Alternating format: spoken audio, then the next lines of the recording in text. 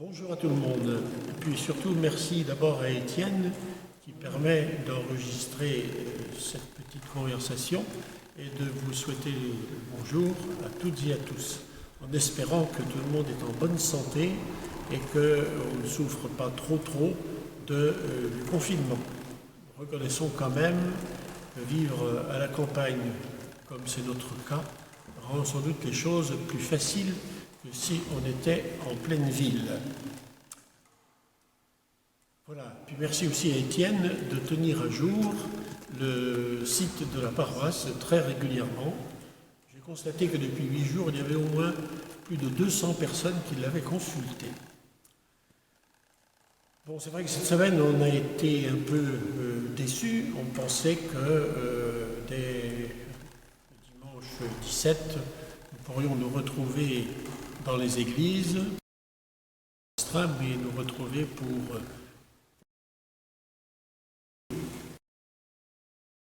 faire le dimanche. Bon, ceci est donc repoussé à début juin. Nous ne sommes pas les seuls à avoir été un peu déçus. Et nous sommes bien placés sur la côte pour le savoir.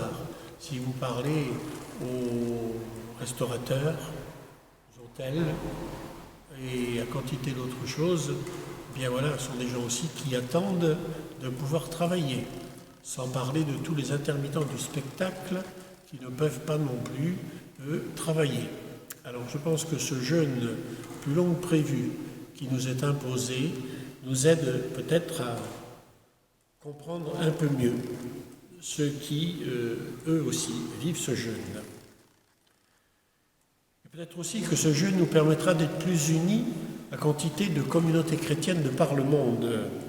En Afrique, par exemple, en Amazonie, on a beaucoup parlé de l'Amazonie lors du synode du mois d'octobre dernier, ou des communautés qui vivent l'Eucharistie parfois que quelques fois uniquement dans l'année. Alors si peut-être ce jeûne qui nous est imposé nous aidait à mieux comprendre ce sens de l'Eucharistie.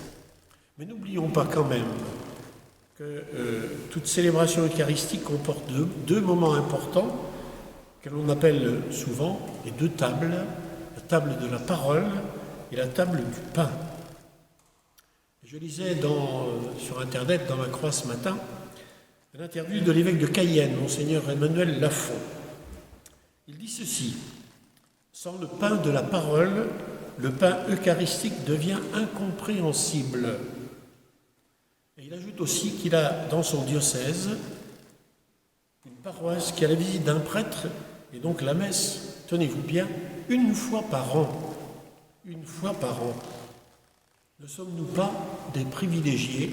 Alors si nous devons jeûner pendant quelques mois, peut-être qu'il faut aussi comprendre les autres. Si j'en reviens à la table de la parole, pour nous, l'écoute de la parole ne nous est pas enlevée, loin de là. Les lectures du dimanche, nous pouvons les trouver un peu partout. Sur le site, vous aurez l'évangile de ce dimanche. Nous pouvons aussi écouter la parole à la radio, non seulement le dimanche, mais chaque jour. Puis nous avons le droit aussi d'ouvrir la Bible. Alors si nous prenons le temps de la méditer personnellement, eh bien, nous allons nous nourrir de cette parole. Ne nous privons pas de cette nourriture. Bon dimanche, bonne semaine, et puis sans doute à samedi prochain.